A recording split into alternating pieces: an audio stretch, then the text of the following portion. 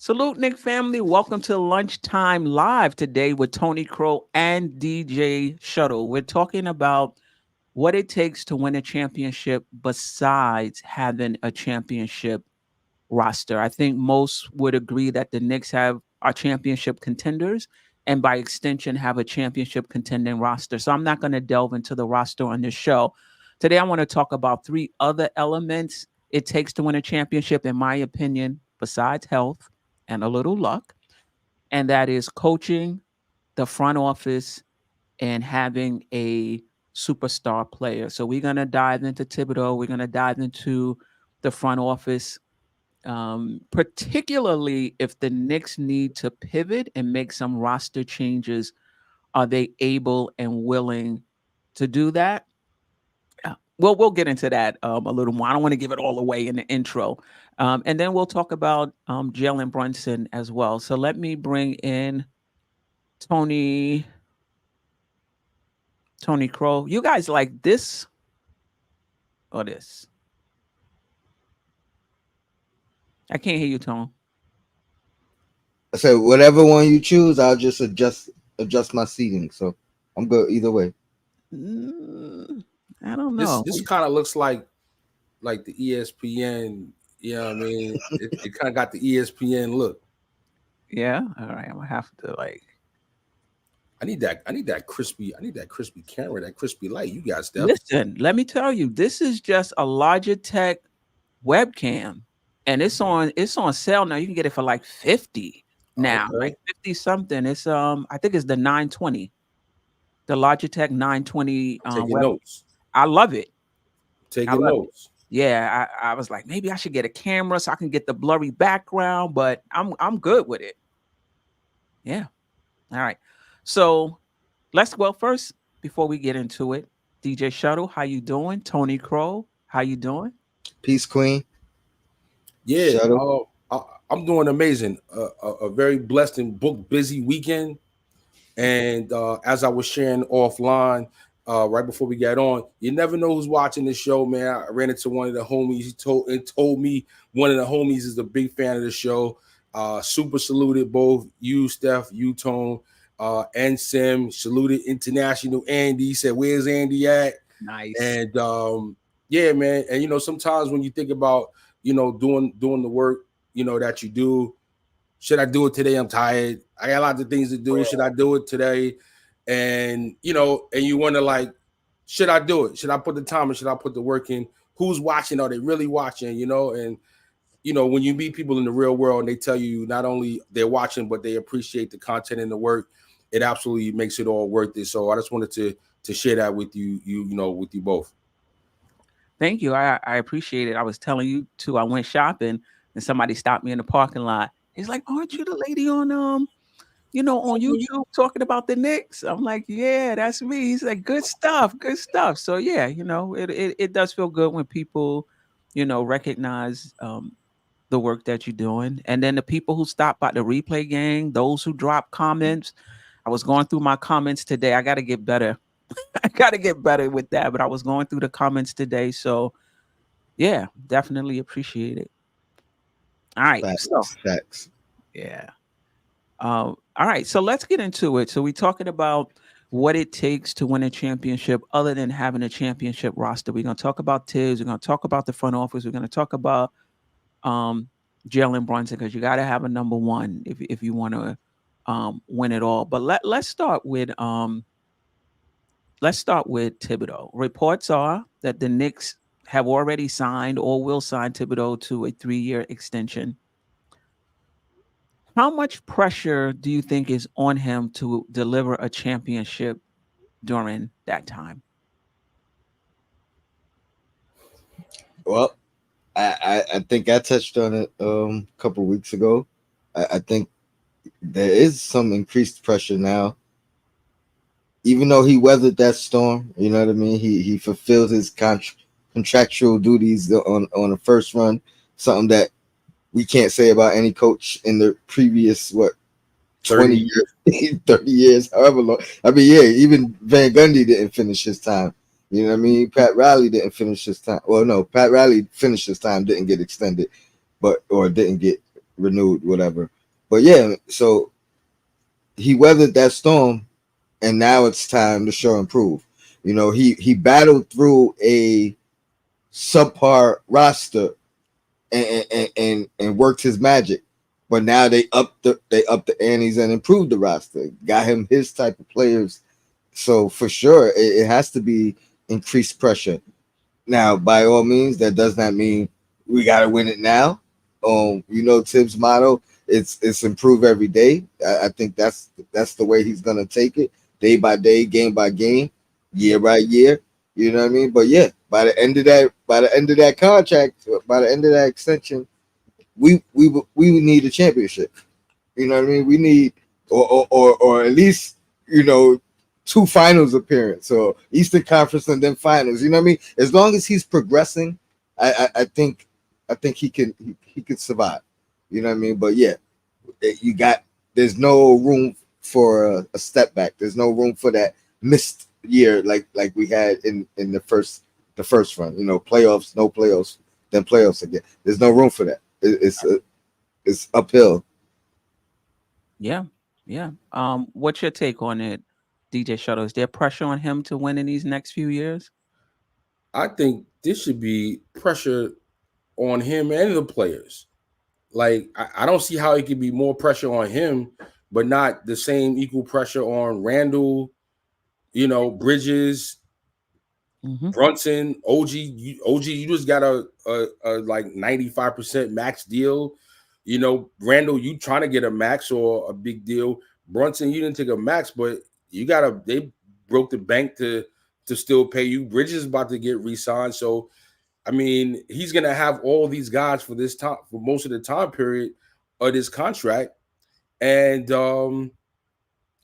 yeah, man, like I can't talk about it being pressure on Tibbs and then not be pressure on Brunson, you know, and on Bridges and on OG. Like, listen, y'all got to perform. Y'all got to step up. Like this whole, I don't know. Me, I was a player, so I never blamed the coach. To be honest with you, I never blamed the coach when we won or lost. So this whole thing where it's more pressure on the coach and it's the coach's fault. Like, yo, you're the one that's out there on the court. Like, you have to execute the defense. You got to hustle. You got to get loose balls. You got to make open shots. You got to make layups. I mean, like, how could there be more pressure on the coach? That's how I see it. Yeah, yeah. I mean, he has a reputation, fair or not, as being a table setter, right? Somebody who can take a bad team, instill a winning culture, take the team to the next level, but not someone who can deliver a championship. Again, that's his reputation, fair or not. Are you? Unfair. Do you? Well, you already answered the question. Are you buying or selling that this is true? Do you agree or disagree with it, and why or why not? And you could keep going, Shuttle, and then we'll get to Tone. Well, I would just challenge anyone that says that. Look at the rosters he's had and look at the rosters of the teams that have actually beat him. Okay? Just look at the rosters. Look at the rosters of the teams that have beat him, right? So it's like, okay, yeah, you can overachieve to get to the playoffs. You can overachieve to maybe win in the first round. But this isn't like the NCAA, tournament where it's one game and you go and you could just, be Villanova in 85 or, you know what I'm saying? You could it's just your day and then you make it. You got to win 4 games out of 7. Yo, you're not overachieving doing that, right? To get to the Eastern Conference Finals or to the finals. Like I said, playoffs, first round, but by the time you get to that second round, it's a reason why these are the remaining 4-4 teams on each conference. So, and I think that this is clearly the best team he's ever had, even when he had Derrick Rose. I mean, Derrick Rose, yeah, he was phenomenal, but as a collective team, 1 through 9, well-rounded, come on, it's like this is the best team he's ever had going into this season. So it's not like he's had like a Doc Rivers, how you had these top players and then you're losing in the second round year after year, or you got a 3-1 lead and you blew it twice. You know what I'm saying? He's never done stuff like that. So if he does something like that, then the pressure will start to be cooking on him. But as of right now, he's overachieved with sub-par teams on the Knicks. He's made the most of the quality teams that he's had, and I think he's primed to show you if this team stays healthy, how great of a coach he really is. And I just don't understand how people that don't play the game can't give the benefit of the doubt to the players that do when they tell you how well prepared he has them for the games. And this showed improved itself in the playoffs against Philly. And Ironheart specifically said, we practiced that. And that's why we made that play. Right. I'm just like, yo, listen, how much? How much? Yeah. Before we get to Tone, I just want to go down the list really quickly about his playoff losses to Shuttle's point. So, and because really it's when were you the higher seed and lost to a lower seed? I think then you can kind of point to, and it has happened in his career. I do think there's context to it, and I'll get into it. So in 2010, 2011, they were 62-12, right? This was Roll's third year. They were 62-20, excuse me. Rose played 81 games that season, and they lost in the Eastern Conference Finals 1-4. They were the number 1 seed. Miami was the number 2 seed at 58-21. And they lost to LeBron, Bosh, and Dwayne Wade, who went on to the finals to lose to Dallas. But I mean, you can point, if you want to, by the numbers, you can say they were the number 1 seed. They lost to the number 2 seed. Some would argue, even though they had a better record, Miami was the better team, even though Miami was the number 2 seed. But I'm sorry, isn't that the year Rose got hurt? No, the next year. He played 81 games that year. Okay, no, but he got hurt in the playoffs. I think he played every game in the playoffs. Okay, but when he got hurt, it was in the playoffs. It wasn't in the regular season, right? Whatever year that was. Yeah, I'm gonna get to that. Okay. The next year, he got hurt the year after. Yeah, the 2011, 2012. That's another season you can point to where they lost to a lower seed. They were the number 1 seed. Philly was the number 8 seed, and they lost that series 2-8. But for context, Rose played just 39 games that season. He was in and out. It wasn't like 39 straight games and then he was out. He was in and out throughout the entire season. He played in 39 total, and he only played 1 playoff game. So those are 2 where you could technically say they were the number 1 seed. They lost to a lesser seed. Nah, the season where Rose is hurt and plays those 39 random games, that to me, that's an overachieving season. And the season that was the 2012 when they would have won and Miami was the number 2, that's year 1 of the Heatles. And that's the year they're getting, they had a little bit of a slow start. And once they figured it out, though, they kind of let their foot off the gas a little bit at the end of the season. I remember that. Right. And, Boston, the Bulls were the number 1 seed. Right. But I think the consensus was that Miami was definitely the better team. And all the odds had Miami winning that series. Yeah. And then the other, I'm not going to go through all of them, but the other one where they were the favorite, I don't know if they were the favorite, but they were the highest seed, was 2013, 2014. They lost in the first round to Washington. They were the number 4 seed. Washington was the number 5 seed. They lost 1-4. Rose had only played the first 10 of the first 11 games of that season. He didn't play any more, including the playoffs. So he didn't play in the playoffs that season. They won. I mean, people can argue, listen, you won 48 games with Rose playing just 10 games. You should have showed better in the playoff. People can argue that. I would disagree. I do think that you can kind of mix and mash and kind of do things in the regular season that is very hard to do in the playoffs when you're playing at one team and they're able to really hone in on you. But I think that's where people are when they look at his playoff record. it was 3 times where technically they were the higher seed in the playoffs and lost. But again, I do think there's some context to it. And then Minnesota, come on, they were the 8th seed and they lost to Houston, which was the number 1 seed. So I mean, I don't know if you can, and they lost 1-4. So I don't know how much you can get into that. It there's a lot of music playing in my background. Can you guys hear that? Oh, they Nope. playing KRS-One. I'm enjoying it. All right. So I don't And have to do and anything. and for the record, I looked up just now the playoff series context of the games. Wizards versus Bulls. Mhm. Every games they lost by single digits Okay. with no D Rose. Right. Right. So I mean, so that's the narrative out there that he can get you some good regular season games and get your team out of the doldrums. But when it comes to taking your team over the top, he ain't the guy. Tony, what's your thoughts on that? Thank you for being patient. I agree with you guys, with both of you. I feel like this is, to Shuttle's point, this is the best roster that Tibbs has had, top to bottom. You know what I mean? So that being the case, the pressure should be on now. Like he's never underachieved in my opinion, at least for us. You know what I mean?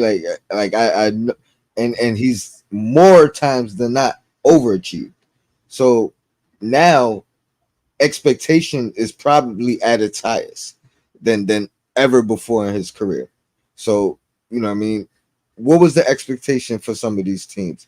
That the young Derrick Rose, the that first year, that was Third season in the league. That that was an was his MVP league MVP season. MVP season. Right. Okay, maybe that one, that might be the only one where they didn't live up to expectation. But even then, you talk about the youngest MVP ever, right? So you expect the youngest MVP ever to carry their team to the championship? It, like look at Luca. That's a good comparison, as far as like, and young talent taking over the league.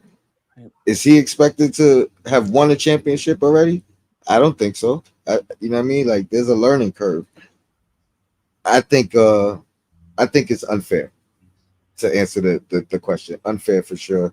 But moving forward, now some of that scrutiny could be put on. Legit. You know what I mean? Yeah. Bro, and and not only is he and only in his third season, but he's got Luau Dang and Joakim Noah, and he's going against LeBron and D Wade and Chris Bosh. Like, come on, like what are we really talking about here? Yeah. Yeah.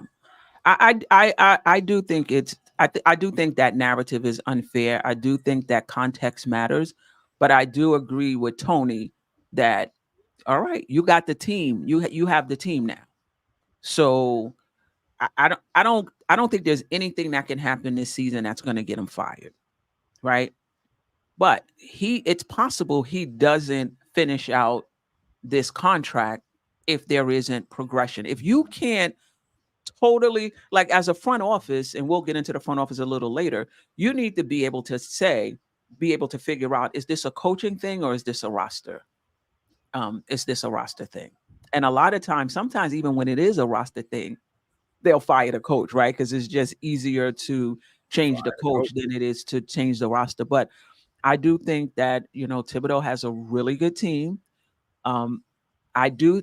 I will say that we're good on paper, right? We have to see how this team comes together, and we have to see if OG plays up to our expectations. Mikal Bridges plays up to our expectations.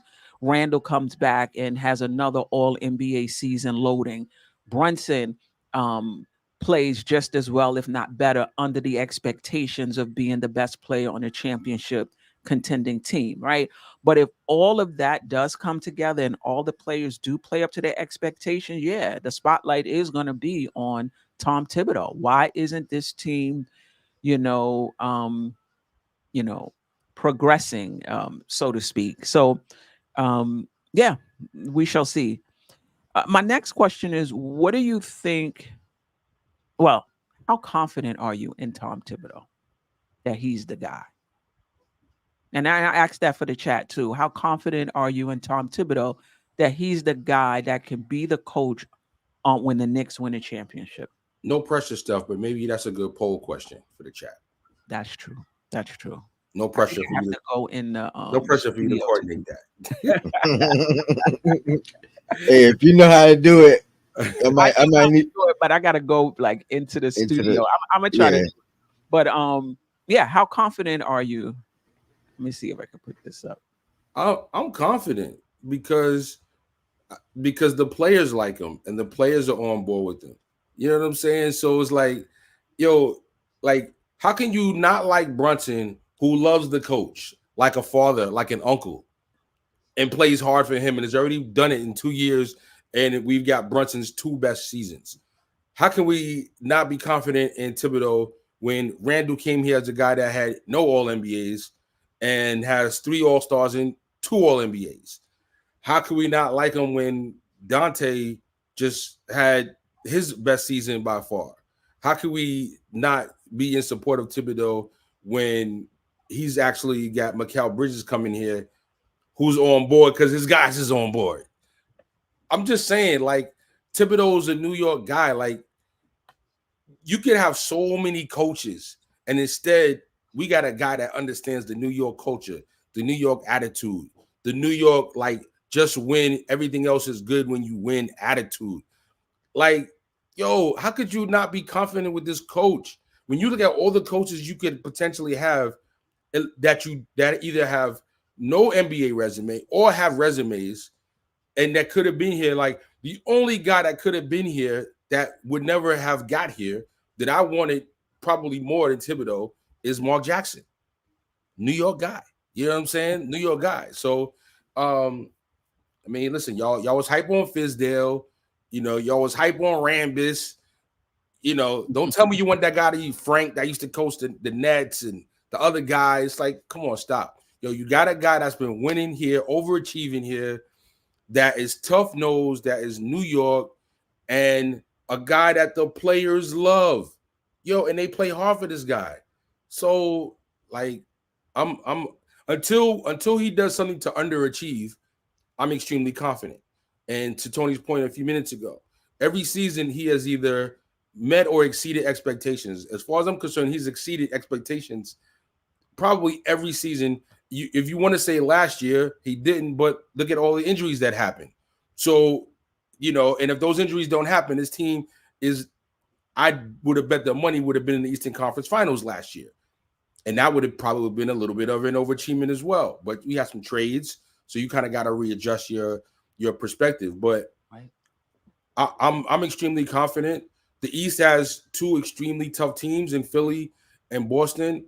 I can't look at the Knicks team in isolation, and I think it's very, very reasonable for this Knicks team to, you know, get knocked out in the second round or make the championship.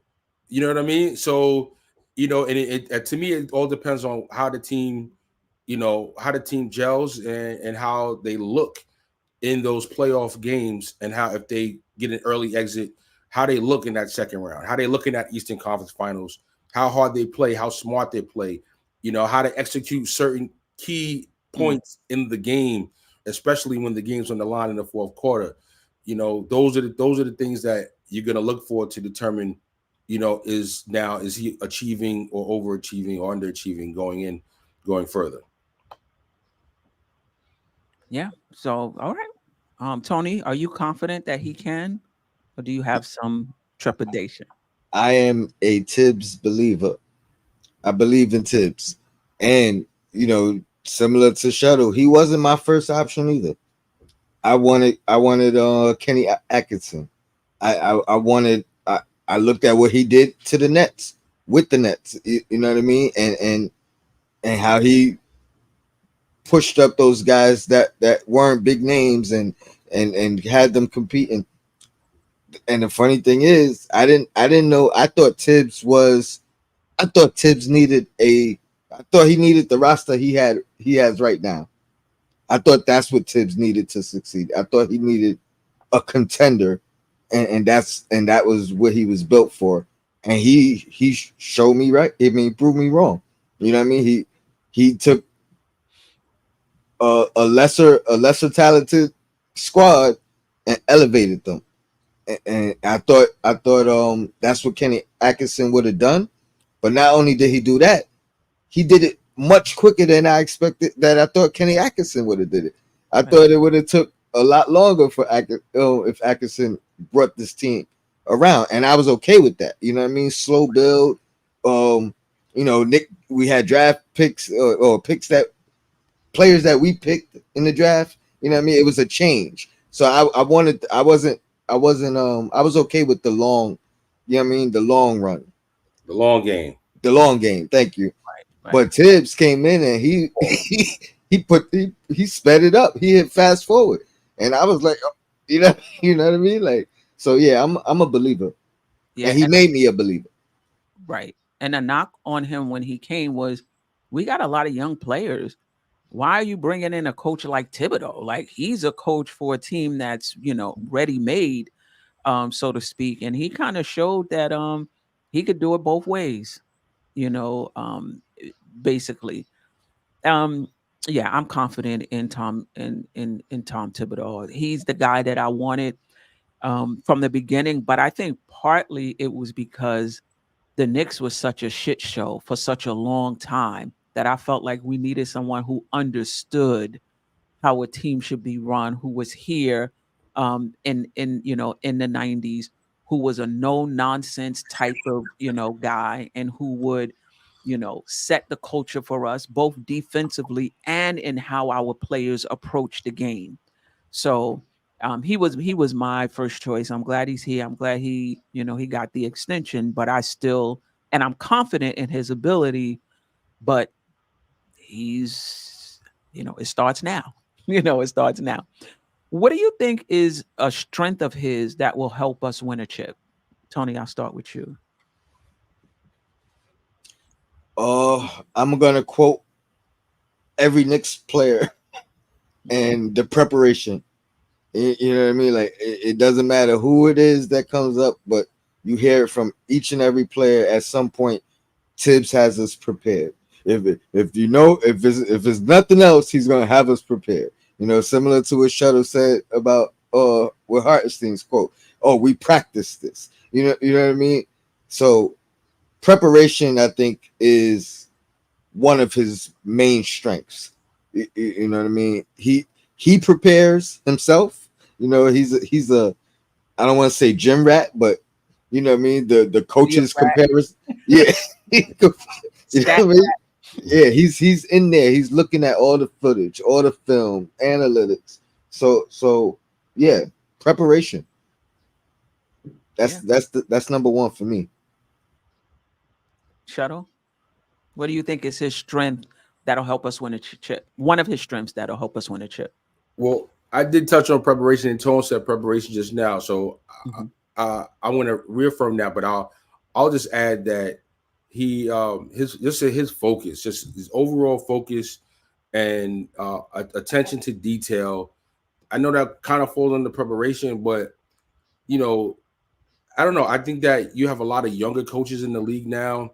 They kind of embraced a lot of this, easy practice. We're not really practicing kind of deals. And I think that was something that was a concern with him coming to the team, is that, the players have changed, the league's changed, and all of that. And I just think that he's, probably took a half a step back on some of his older ways. But I think that some of his old school principles are still in effect, which I think will ultimately give the team an edge when they go against players. I played up where I was from, and I played up against grown men as a teenager at 14 years old, 15 years old. And then when I went and played against people my age, they were like, "Yo, why you play so rough? Why do you play so hard?" You know what I mean? Mm-hmm. And I think that that's some of an edge of, like, Josh Hart plays, the way he plays, and Dante, getting in Indiana's faces and stuff like that. And I just think that his whole aura, his whole vibe is permeated into the DNA of the best players of the team. And I think that with some of the soft nature which these newer players play, right. I think that could make a difference when it matters most. Yeah. DNA. Yeah. I mean, I guess I'll double down definitely on the prep in terms of our team being ready. But I think the strength that's going to help us win a chip is just how he approaches the game mentally and how our team approaches the game mentally. When I was coaching, I used to always tell my team, listen, we got the X's and O's. Like we know what the game plan is. But if you're not mentally ready, that game plan doesn't mean anything. You're going to get intimidated. You're going to, as soon as they get physical with you, the game plan is going to fly out the window. You got to get your mind right first. That's number one. Then you can execute the game plan. And I think that's what we have. Like our guys going to the game, I'm never worried about their mentality. I'm never worried about them taking the team lightly. I'm never worried about, if we get down big, they're going to stop playing. They're going to quit. Like I'm never worried about any of the mental stuff.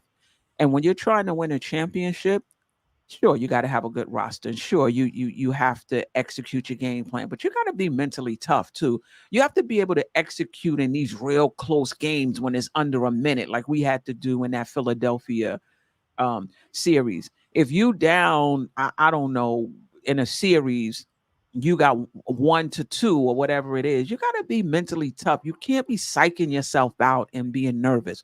So I think that's a strength of our team. And I think that comes from Thibodeau. The same thing with the next man up mentality. The next man up really believes that they're going to step in and make a significant contribution. They're not coming in the game scared, like, oh my God, I hope I could be able to do. Like they really believe it.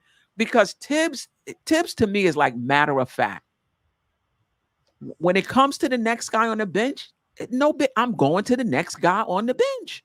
And he turns to that next guy, you up. Or he'll come to them in practice, however he do it. So-and-so is not playing. You the next man up. That's it. You know what I mean? So I like the culture that we've built and our mental toughness. And I think we get that from Tibbs. And that's not just a strength. That's a must if you're going to win a championship. Tony, you wanted to say something? Yeah. I mean, we all like double down off each other's because, what Tibbs says. We have enough to win. You don't care who's out. We have enough to win, and he instills that belief in the next guy, like you said. So, he ain't gonna go to you too soon, like with Burks, right? When you in that pecking order, He not moving you up. But when it's your time, when it gets down to you, you stay ready, right? I do want to ask though. Is there a flip side to the question? Like, do you have my next question? Okay. That was my next question. Okay. Like minds think alike. Is there anything you noticed about his coaching that may hurt us in winning a chip, or you're concerned about in us winning a chip? Tony, I'll start with you, and then worried. Yeah, you did answer the first question. I'm definitely worried. And it's not heightened, you know what I mean? So it's slight concern, slight worry. It's like you just said, he doesn't go to anybody too quickly, right? He gotta sometimes it takes an injury for him to give somebody a look. Sometimes it takes 20 games for him to make that adjustment. So I guess what I'm concerned with is, like, I think our roster right now is probably super flexible. Can he match the flexibility of the roster? Can he be more flexible in his philosophy? I mean, honestly, we've been talking about it all summer. He's gonna have to, right? He's gonna have to make that adjustment. He likes rim protection. we only really got one rim protector, Right.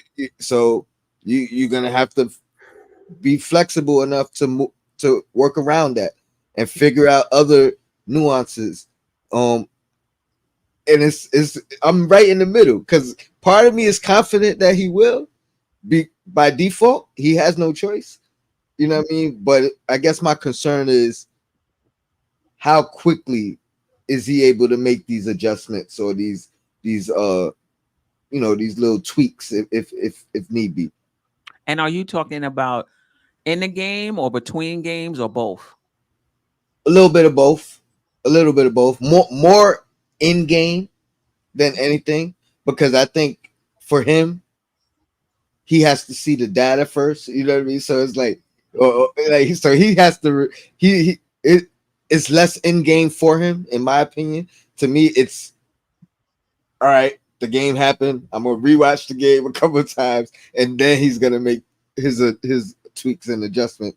I want to see more in game adjustments. So more in game than anything. I think over the long haul, he does make these adjustments. It just I want to see him do it in real time. You know what I mean? All right, this is not working tonight. Mhm. It don't got to be a permanent thing. Have But you seen tonight, some of it already? And you I see more, or you haven't really seen enough? I have seen it. It's very small doses. You know what I mean? Like even the one game where he sat the starters, right? That's not his MO. And the second unit, I think this is, if I'm not mistaken, this is the quickly days. You know what I mean? Before the trades and all that. But he sat the starters. The second unit brought us back in the game, and he rocked out with them. And that was something that I would have never thought I've seen, and I don't know if I've seen it again. Maybe he didn't have to again, but you know what I mean. But things like that impress me, and I'm like, all right, I like to see that from him. Yep. Shadow. Yeah. I don't know, Tone. Like this is what I got to say. This is the first time he actually will have a bench filled with players that have already proven it for him that he can depend on and rely on. Like Deuce did it off the bench in the playoffs. He started games. Dante's moved to the bench. He was a killer as a starter last year. Josh Hart, we don't even need to talk about that. You know what I mean? Precious came in and played 48 minutes when we needed him to, and he can come in at backup power forward and or backup center. We actually have a bench with 4 players that if any of them players get hot, he can leave them in the game, and whoever the starter is, they can chill, and nobody's gonna be like, "Yo, why he not bringing Bridges back in? Yo, why he not bringing OG back in for Hart? Yo, there's not gonna be any of that this year." But Precious, he has to do it. He has to do it though. but what I'm saying is, based on what they have already done under him just this past season, just what they did in the playoffs this past season, they have earned the right. They've earned the trust. They are all in the circle of trust. Like there's no, I gotta think, I gotta worry, I gotta watch the film now. They've already done it. He's already seen the film. He's already seen it at the highest level of competition that he's had with this roster of just last season. So I'm just saying that there is no, I gotta worry. I gotta figure it out. I don't know. I need my 20 games. That whole system is, I think, out the window this year. Now, I think this year, though, to your point, is where we have to get more game by game, matchup by matchup execution adjustments. Okay, so and so is hot today. You know what? I gotta get Deuce in here. I'm gonna give Brunson a few minutes more off today because I'm gonna use Deuce's defense against whoever at the point. The center is got a lot of handle and is more agile. Mitch is not really so great with that, and they're not really coming to the rim with a lot of shot protection necessary. They're 3-point shooters against the Warriors. Let's get Sims in there. He maybe is a better matchup. So those are the type of game by game adjustments now that you have the roster flexibility with proven players that can, you can game by game. That's what we do need to see him execute better. And I think when you evaluate his job at the end of the season, those are going to be the things that we look back on, and not specifically to the playoffs and how far the team goes, but just just game by game performance as a coach. I think that's what I'll be looking at anyway. How he managed that kind of stuff. And are you saying, because I mean, you and Tony are basically making similar points, but are you saying that the reason he didn't do it up to this point was because he didn't really have guys that he can trust and guys who could make those adjustments, and you feel like now he does? I feel like that quickly came along, Mm-hmm. and I think that quickly showed he was reliable. I mean, who'd he have? I mean, everybody he had mostly got traded. Knox got traded. What's your boy from Duke that got traded? That we Cam. we wanted Cam to be the guy. He got a chance. He got traded. Grimes, we wanted you to be the guy. You didn't step up. You got traded. And now, like everybody that was in potential position to be those people are all gone and are all filled in with people that have since then proved that they are capable, and they're bench guys, and they're all upgrades. Like, what I mean? I'm not gonna say Deuce is better than Quickly, but Brunson's so good that we don't really need as much as Quickly was giving, and Deuce gives what he gives. Like hard-nosed defense, he's gotten better, just like Quickly got better in 3 seasons, and by his 4th season, he was great. So this is Deuce's 4th season. Like, I don't know, between Deuce, Hart, DiVincenzo, Precious, I just think that the backup lineup, the bench lineup is like it's a real bench mob now. Right. You know what I mean? It's a real bench mob. Like if you took out 1 through 4 and kept it Mitch, and then you put in Deuce, Devo, and Hart and Precious along with Mitch, I'd feel pretty confident with that lineup against a lot of teams. Right. Well, defensively at least. But I will say this about keeping in the hot guy and taking out Mitch and putting in somebody else who can guard a guy. I always think that there's a flip side. And I think when Tibbs is making these decisions, he's looking at both sides. So he's looking at, okay, this guy might be beating Mitch off the dribble, but are we getting hurt really bad by it?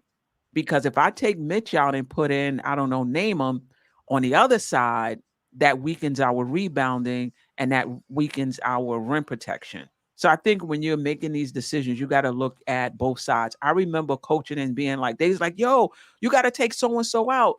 This person keeps going back door on her, and they were, but they was missing every layup. So I was like, I'm not going to take her out because she is getting beat back door, but it's not hurting us. And she's helping us on the other end. She was like our second best scorer in a game in which we were having a hard time scoring. So, you're just trying to add some context to that. When you're trying to, it's basically plus minus. I'm giving up something over here, but what am I gaining over here? I'm gaining something over here, but what am I giving up on the other side? So that has to go into Thibodeau's decisions as well when he's deciding to take Mitch out, or he's deciding to leave McBride in because McBride is playing this particular player better defensively, and which is great. But how's the offense running when we get down on the other end? And so maybe you might say, now I'm going to take Deuce out, even though Brunson is giving up more points and this guy's killing us on the offensive end. We holding our own anyway, so it's not really hurting us that much.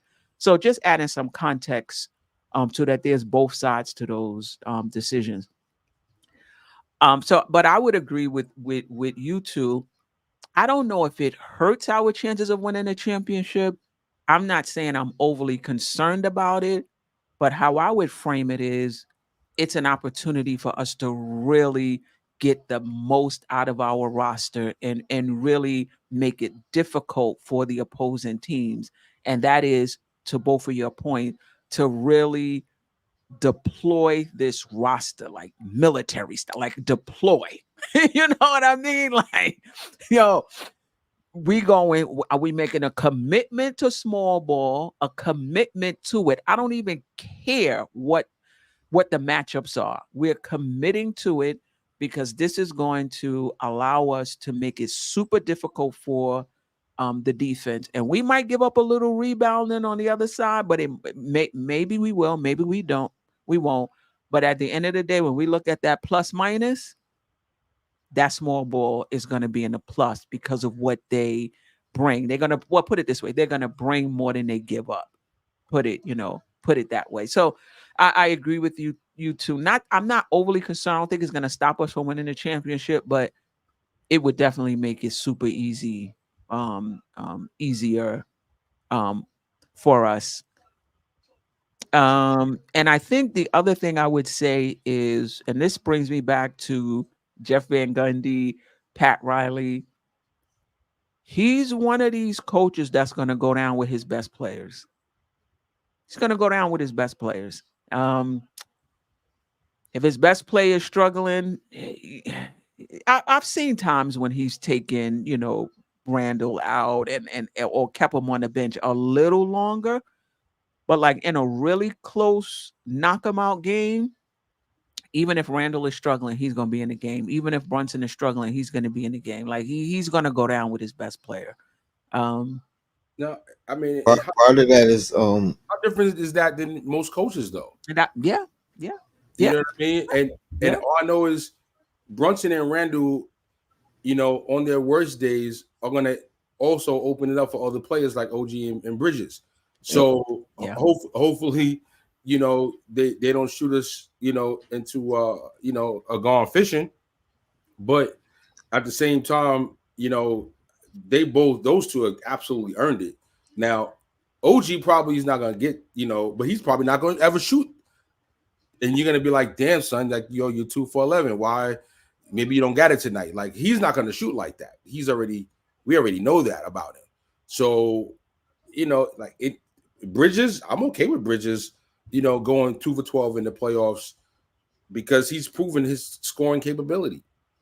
So, like, please. Some would argue, though, if somebody is shooting 2 for 18, John Starks, that, you should, take him out and maybe put in somebody else. I don't know who else the Knicks had other than Josh Starks. That would have Orlando Blackman. Oh, and I was definitely I was a Blackman fan, so I was like, yo, can you please put Rowe in? Like, this guy been a 50% mid-range shooter his entire career, and even though he didn't play a whole lot, he was good that season too. Right. But that was tough because Steph, you're gonna make me tap into my condition. Flashback isms. Listen, shut up. You don't know how many people that I argued with, because Starks was my guy. You know what I mean? So there was a lot of people who were saying, yo, why you ain't play Rolando, or why you left Starks in? But I'm like, yo, he won us the previous game. The game before he went crazy. So yeah, but I feel you. Best player. That's just it. And to Shuttle's point, Randall and Brunson have earned it. Are you taking if Randall is 5 for 18 in the closing minutes of the game, you taking him out for pressures? You taking Brunson out for McBride or Kolick or Payne if he is having a bad, shooter? No, you're just not. Now, maybe OG. Maybe Bridges, maybe take Bridges out for Devo. But that's what I was gonna say. We have the guys. We don't have a guy who's gonna come in and replace Randall. And like you said, Randall has that gravitation. So just him being on the floor, the defense got to keep their eye on him. You know what I mean? So you're not gonna take Randall out and put Precious in these crucial moments where. Now they got an opportunity to put 2 on the ball. You know what I mean? Like, that's the way they're gonna look at it. But when you look at DiVincenzo, when you look at Bridges or Bridges can step up in OG's spot or vice versa. DiVincenzo can step in in Macau's spot. So it's like we have the rest of the guys are almost interchangeable. You know what I mean? On what you need, but those main two guys, yeah, they're gonna be out there because of who they are and what they're capable of. Yeah, yeah. Yeah, so I'm thinking maybe I should just split this up into 3 shows because we already 50 minutes in and we just covered Thibodeau. Maybe I could do the front office in Brunson and in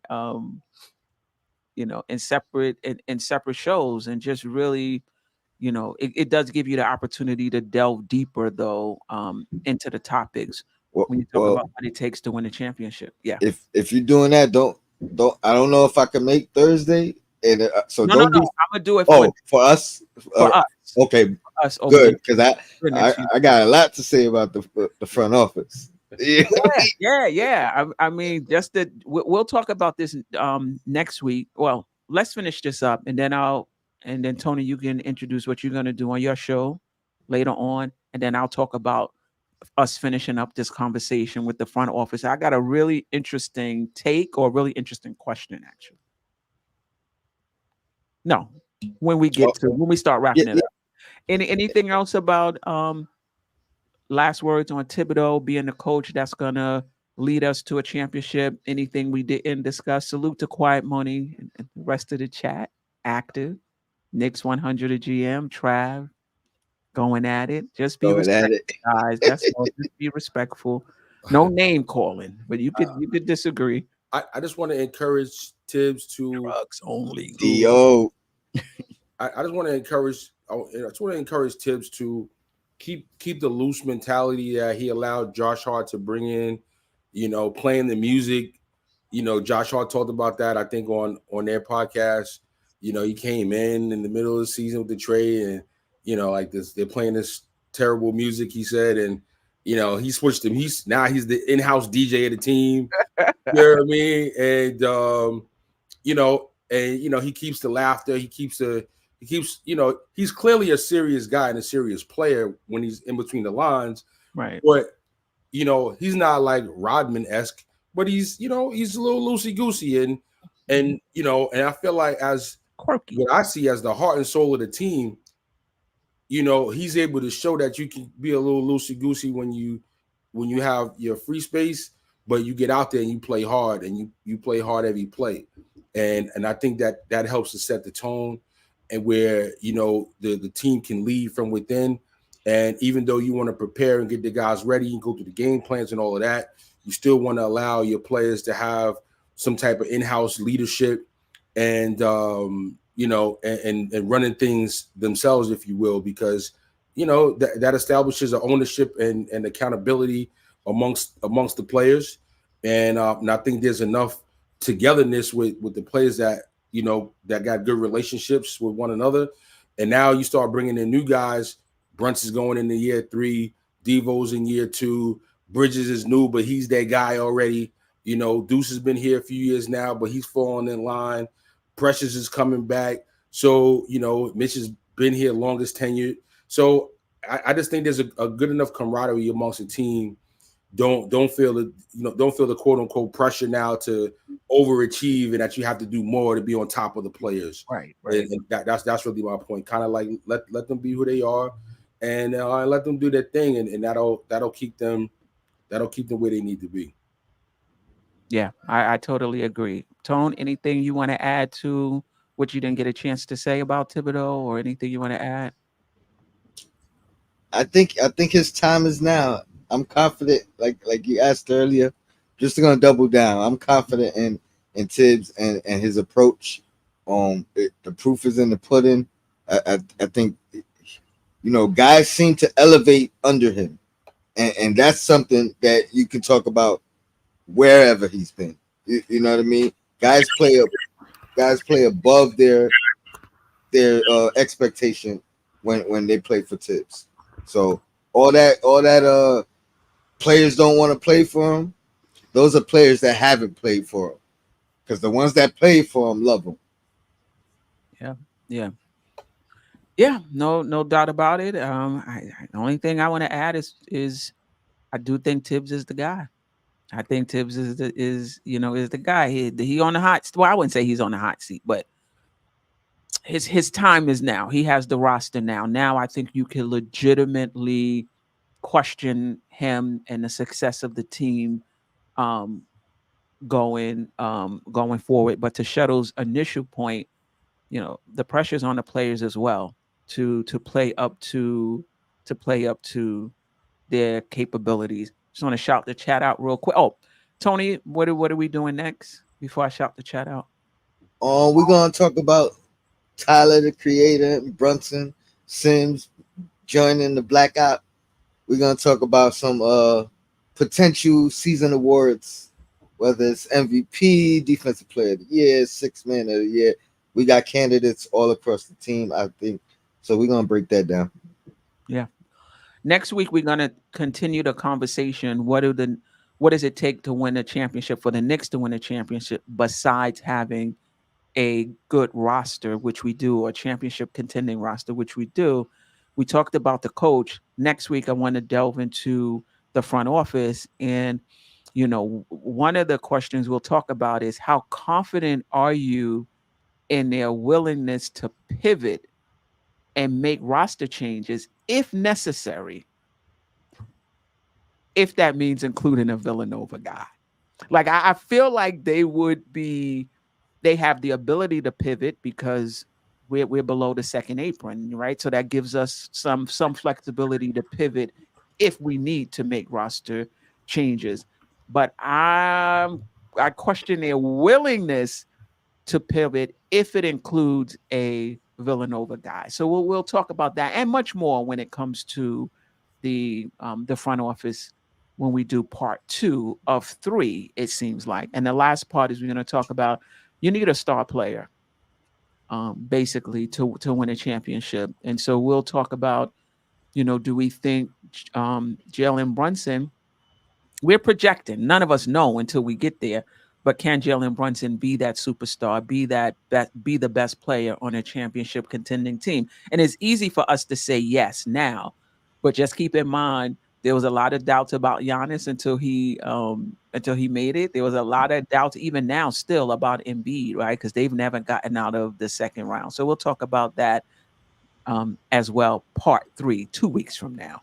But shout out to Knicks 100, a GM, East Blue Drew, Jerrell was in the building blocks, Johnny Davis, DJ Shadow on the panel, Tony Crow on the panel, Drugs Only, appreciate you, long time, Quiet Money, Trav B. Ryan, and anybody else, Dwayne, Leon Mitchell, Walter Blackman was in here early, appreciate you.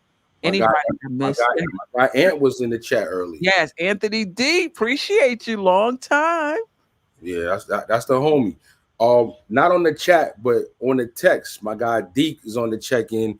He tried to tell me we needed a third option on the poll, somewhat confident. And I texted him back and I said, no, either you all in or you're not. You in or you not. All right, Deke. So Deke, now you're famous, Deke. You want to be wishy-washy. We're not doing wishy-washy. Are you confident or you're not confident? Pick a side, choose one, and stand on it. Oh man, I'm trying to see where's the poll so I can close it out and actually. The poll is at 90% with 42 votes. Where is it though? Am I in? Oh, here it is. Here it is. Let's end the poll. Oh, now this is surprising. 90% of those who cast a vote in the poll are confident that Tom Thibodeau can lead this team to a championship. Have we did this poll 3 years ago? Maybe even 2 years ago. I don't know if it would be 90%. And 9% are not confident he can lead this team to a championship. I think this is a good reflection of the fan base. And I think it speaks to the excitement that the fan base will have going into this season. Yeah, no doubt about it. I'll tell you what, I mean, it was set for 3:15, so I'm gonna do 3:25. Give me 5 minutes to use the bathroom and we'll be all set. So yeah, chat, man, jump over to Knicks and Bruises. We'll be right over. We're gonna have this discussion. Yeah, for sure. Till next time. Sister, you're one of a kind. Yes. Oh, sister, it's time you That's shine. Don't Where you at? Don't